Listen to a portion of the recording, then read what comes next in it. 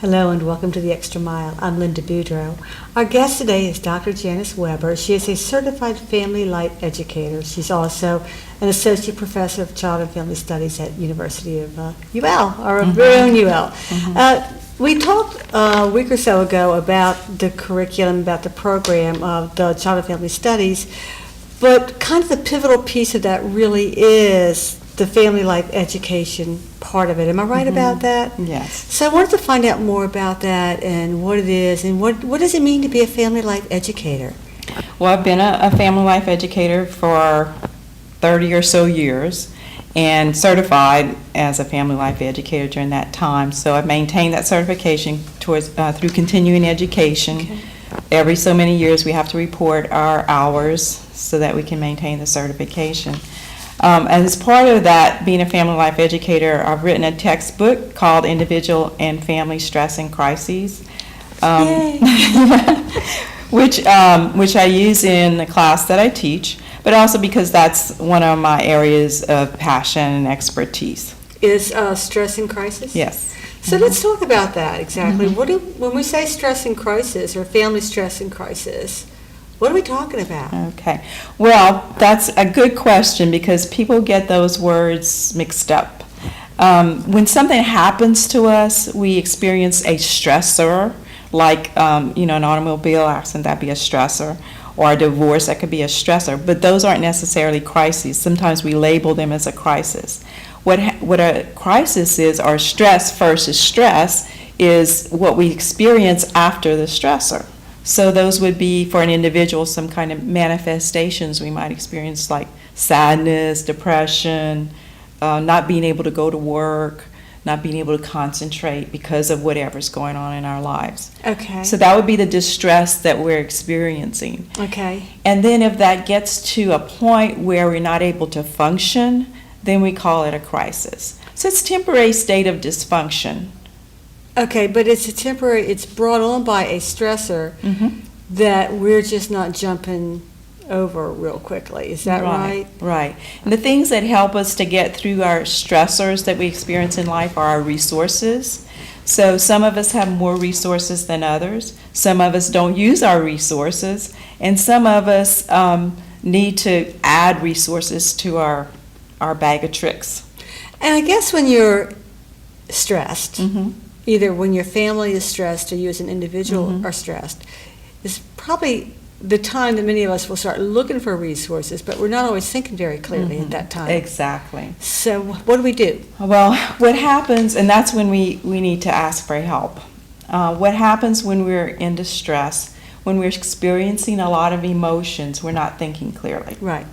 Because what's happening is the blood is not in our brain, it's in our body, because what we've all heard of is that fight or flight response. So that when that's going on, the blood's with the oxygen flow is not in our brain as much. So we're really not thinking clearly. So we really are not thinking clearly. That's why sometimes we need other help outside. See, I just thought that I just thought that was a phrase, but there are physiological reasons why we can't really focus or concentrate. Correct. And since most of us don't plan for those stressors ahead of time, we just kind of get hit between the eyes when they occur, what can we do? What kind of bag of tricks should we have kind of on the side over here? Well, just in case. Yeah, well, first of all, we can plan ahead of time in a sense, and that's what we call the primary prevention, which is we teach our students when we teach the classes, and what I practice is that if we give people information before something happens, then when it does happen, then they're prepared. For example, when there's a hurricane coming, you get prepared for the hurricane. So that's using your resources, the information from the television, from your officials, use that information, you get prepared, so when the stressor comes, it's less likely to lead to as much distress and maybe a crisis. Okay, so part of it then is just learning, and even if you don't think you retain it, when the time comes, you might be able to pull some of that out, huh? Yeah, kind of like riding a bike. And that's a pre-preparation in a sense. That's Okay. a primary prevention. Then once a stressor occurs, then we can pull from resources like government officials if we need to, if we're thinking of hurricanes or that kind of thing. We can actually access different things. Our family members can be good resources for us, our friends, depending on what we need. Right. And depending what the nature of the stressor is. In the textbook, I actually write about one of my stressors and use it as a case study for the students to see and apply all of the different theories, theoretical models to that particular case study. So you can see the dynamics of how each concept is used and defined and actually see a concrete example. So people can then take it from kind of the abstract to what really happens in the real world. And your work and the curriculum in Child and Family Studies really is about what happens in the real world. We try to prepare people for the real world With as the much as stresses that are gonna possible. happen. Yeah. So why did you decide to write your book? Well, I've been teaching the class for almost 30 years. I developed the class at UL, and there wasn't an appropriate textbook for it.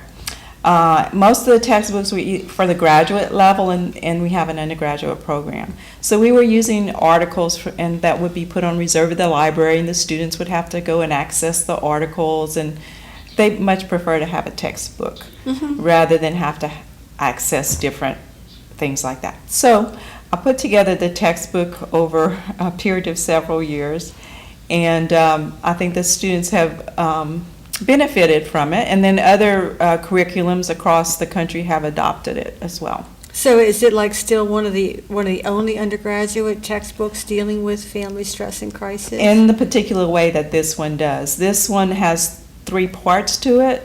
The first part is about definitions, because we all have to agree on the definitions, because different people use different definitions for different words. Right. So we agree on those in the first, and then we do the history also in the first part. And then the second part, we do individual stress models, and then we have family stress models. Okay. So we look at both of those. And the third part is the application of those models to how do we take that information and actually apply it to someone who has a stressor, or a family that has a stressor or a crisis. Is this a course that somebody that was going to be a therapist, a psychotherapist would be taking? Is this kind of where this is headed? Well, actually, the counseling program on campus actually teaches a crisis class. So our students are well prepared. If they go into that master's program, they already have that foundation. But actually, our students can do crisis intervention once they complete the course, and that's why it's so important they take this as a prerequisite to their internship. In case they are in a situation where someone's in crisis, they can assess them for whether they're in crisis or not. And they do a level 1 and a level 2 assessment. Level 1 is for risk to life, either suicide or homicide. And if that's an issue, definitely that's taken care of first. And if there's no risk to life, then they do level 2 assessment, like what are the manifestations, what are the resources they have and they don't have, what do they need, and how can we make a plan that they can use to get out of this crisis. So this particular class then is really a tool that would be useful to, again, many of us who are working in the social services. I'm thinking, that sounds like exactly what we need when we're trying to assess someone who is very upset. Sure. How about families? How do you assess a family? The family manifestations are going to be a little different, because when we're talking about individuals, we're talking about they have emotional, cognitive, behavioral, manifestations that. Well, when you talk, and those are the individual members of the family, so each member may have some of these manifestations. But then when you're talking about the entire family, you're going to see things like dinner's not getting cooked, so the roles are not being performed. Dad's might not be going to work. Parenting's not being done. So roles aren't being performed. Rituals may be not performed. For example, Christmas may not be celebrated because the family's in crisis. And rituals are very important, the research shows, for healthy families. So if the rituals are not happening, that's definitely a flag. Yes. Okay. What, I don't know if you know this or not, but just in terms of looking at our populations here in Southwest Louisiana, what are the primary stressors for individuals and families? What are the things that we all need to be aware of that might be triggers for us? Well, this isn't research-based. Now, this would be opinion-based, Okay, but opinions, we can do that here. Okay. But, of course, the financial aspects of our families. I mean, I just read today, women still make 69 cents to the dollar of men in Louisiana. Didn't we just sign wage equality? So let's see where that goes. I did hear that somewhere. Yeah. And and when women are often divorced, and then they have custody of the children. So you're looking at 69 cents to the dollar of a male, and then trying to take care of children on that. So we have a lot of poverty. I know that's huge. Yes. Yeah. And of course, with that comes a lot of other stressors, because then there's the access to health care, so people are more likely to be ill, and that's another stressor in and of itself. We can have chronic stressors that we have on an everyday basis. For example, having diabetes would be a chronic stressor. Okay, I see what you're saying. Which doesn't necessarily put us into crisis, but it makes us vulnerable to crisis. So a family that has a family member who has a chronic stressor, they're more vulnerable. Got it. So when something happens, their resources are already being used for this issue. Money's been used for that. And emotional energy has been used for that. So they have a lot less reserve to draw from. So it's just kind of good to be able to kind of frame it in some sort of theoretical structure so that it takes the mystique out of it, I guess. And makes it something maybe you can kind of manage a little bit better. Yeah. Is this a required course in the curriculum? It is required, and it's a prerequisite for internship. So our students cannot go out in the field until they've passed this course with a C or better. Okay.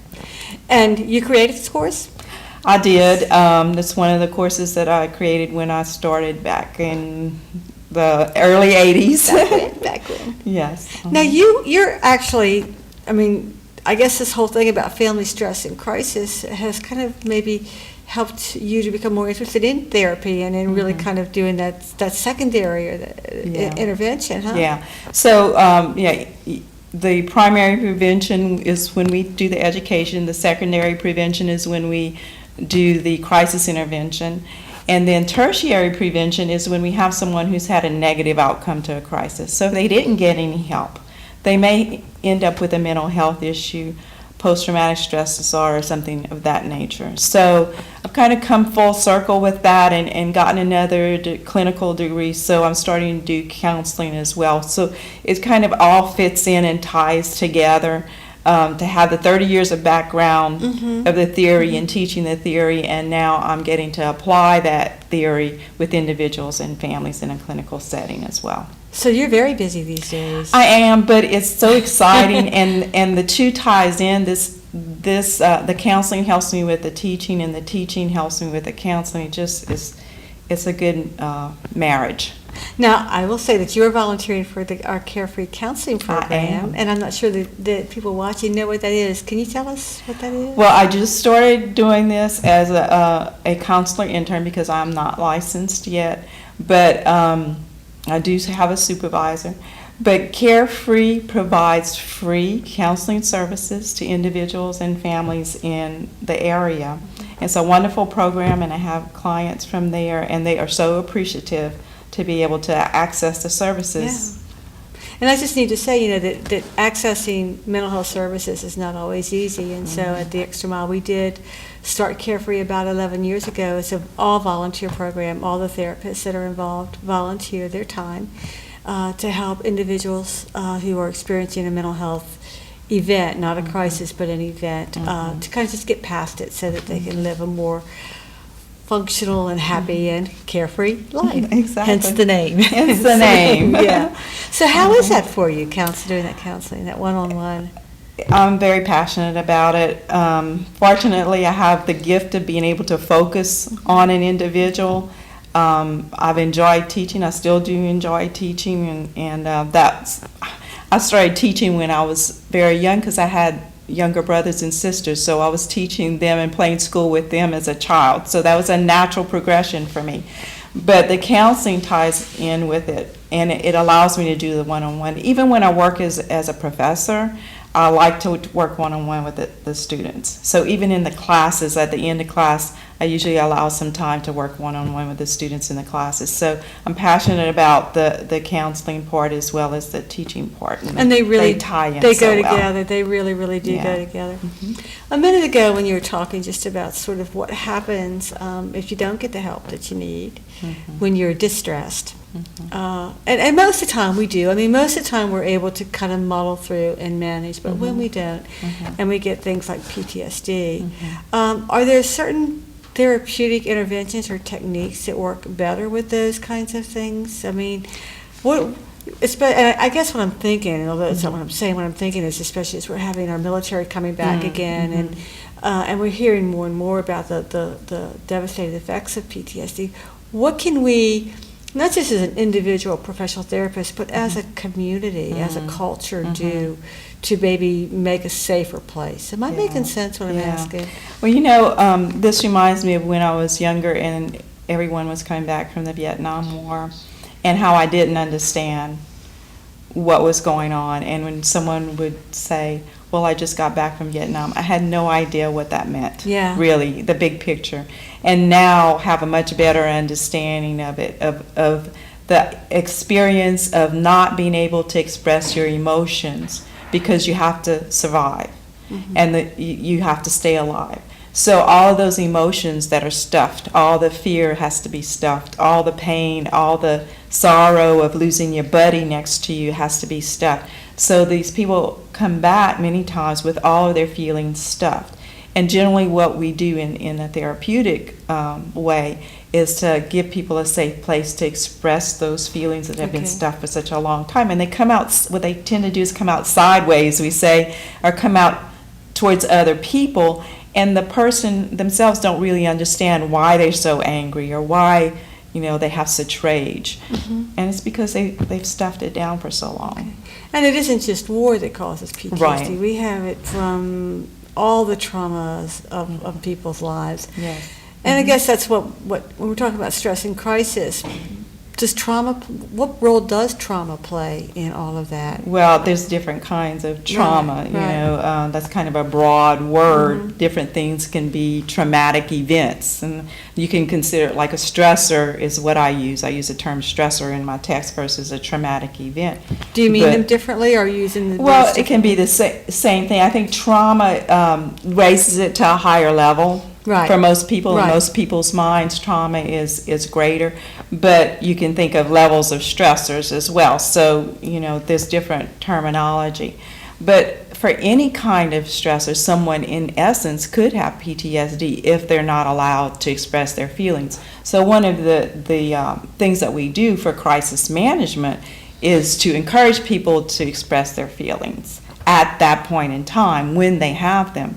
The people who go through after a stressor and they're all calm, cool, and collected, it seems like everything's good. But what happens with them, they're more susceptible to PTSD because they haven't expressed their feelings. Okay. So we encourage people to express their feelings at the time of the incidents appropriately, without hurting themselves, somebody else, or breaking anything. Okay, so you can't hurt yourself, you can't hurt others, you can't hurt the environment. Right. But other than that, it's anything goes. Is that a fair statement? So I guess part of what I would like to get out of today's show is for people watching to realize that if someone is stressed and they are speaking their feelings, maybe we should just allow that to happen? Yes. Yeah. One of the big mistakes that we make is when someone starts to cry, is to say, oh, don't cry, honey. It's okay. Yeah. And actually, crying is so therapeutic for us. I mean, the research shows that there's different chemicals in our tears of joy than in our tears of sadness. So we're actually releasing toxins from our body in a sense. We're getting those feelings out instead of stuffing them in. And I've heard emotions described as energy in motion, and if you visualize it that way, if you have energy in motion in your body, it's going to cause some destruction. And some people do get physically ill because they hold their feelings in. Right, right. So what we want to do as friends, family members, is to help our friends and family members to express their feelings rather than to try and stop them. But we're uncomfortable with that, and that's why most people will try to get us to stop crying because of the discomfort. Right. It's okay to cry with someone who's crying. That's okay. And you know what else? It's okay to sit uncomfortably. Yes. You don't have to be uncomfortable. You don't have to fix it. I mean, you don't have to be comfortable. You don't have to fix it. Yeah. You just sometimes have to sit and just kind of go through it with them. Yeah. And that's probably a true friend. Yeah. What about grief? Is grief the same thing, or is that just another kind of stressor? I'm glad you brought that up because that's where my mind was going as well. Grief happens whenever we have a loss. And we lose all kinds of things. I mean, we lose people through death. That's the obvious one. But we also lose people through separation, through divorce, through moving, because we're such a mobile society. We lose our friends that way. But we also lose our pets. Sometimes we lose our homes through fires. Right now, there are homes being burned across in the other parts of the country. So those are also losses. And almost every stressor includes some kind of loss. Okay. If we have an automobile accident, we lose our vehicle. If we have, so we might, if we get ill, we lose a part of our bodies or an ability perhaps. Mm-hmm. So those losses lead to grief, which includes sadness. And we have to go through the sadness. If we try to go around the grief, we can't. We can't go around it. It's still there. It's going to catch up with us sooner or later. So the best thing to do is to go through the grief, and that is to experience the sadness, experience the depression, experience the not wanting it to happen, and accept that it's something that's part of our lives, and eventually integrate the loss into our lives. Okay, so you're telling us that it helps each of us to do that, and I also hope it helps those who love someone who's grieving, because grief is a tough one, I think. Yeah. But we can all support someone in their grief by just simply allowing them and telling them that, you really don't have to solve this in 2 days. You can grieve as long as you need to grieve, and it's okay. Is that right? And it's a good idea not to use some of the things that people typically say when there's a loss. Like they don't want to hear time will heal. Even though that may be true, they don't want to hear it. Right. It does not help in the moment. It doesn't help right now. It doesn't help. So it's better just to be silent. Okay. And it's better not to say anything when we don't know what to say. And that's another key point then is sometimes shut your mouth. It's okay. Sit. It's a bit do no harm. Yeah, there you go. Do no so harm. these are all tools that we can all use with other people. Yeah. And how can we take care of ourselves? Well, taking care of ourselves is real important, and we always, when we're working with parents especially, say, you have to take care of yourself first. You can't give what you ain't got. When you're on an airplane, what do they say? Mm-hmm. Put your mask on first, get your air first before you help the person next to you. And the same thing happens with parents. To be a healthy parent, we have to take care of ourselves first to help anybody else. And now we're seeing a lot of us are caring for our elderly parents. We have to take care of ourselves first so that we can take care of them. And when we're in a healthy place, we're better able to do that. So part of it is giving people permission to take care of themselves, because people think they have to go and be perfect all the time, and that is simply not true. Yeah, and it can be as simple as having a bubble bath with the door locked, for 15 minutes, whatever. So that 18-month-old cannot come in the bathroom while Mama's taking a bath. It's her time. Yeah. But then sometimes other people have to support us, and part of it is asking for help when you need it. Yeah, and that's difficult because on the continuum of dependence and independence, some of us tend to be more independent, some of us tend to be more dependent. When we have a stressor, we tend to go towards our comfort, so we become more of whatever we are. Okay. So the independent people are going to be not asking for help. And so as an independent person, what we can learn is that it's okay to ask for help. It's temporary. Then we can go back to being independent. Okay. And what about dependent people?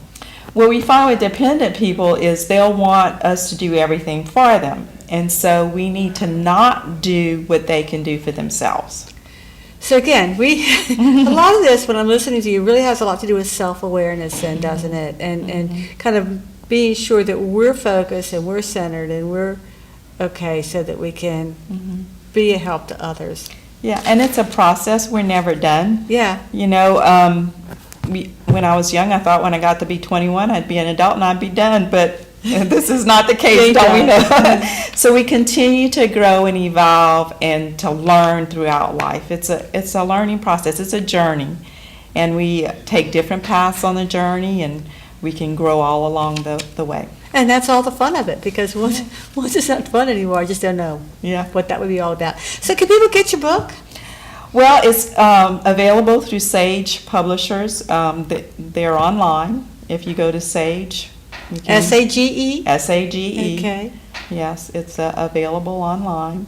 And I know it's a textbook, but And I think it'd be interesting reading. I think a lot of us would like to know. yeah, you might want to read just the last part 3, which gives you the how-to part. Okay. Some people might be interested in the case study and to see how, it applies to the different models. It just depends on what you're interested in.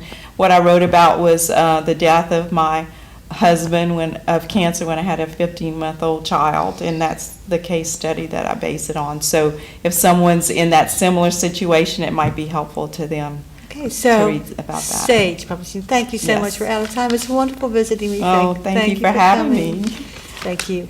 And thank you for watching The Extra Mile.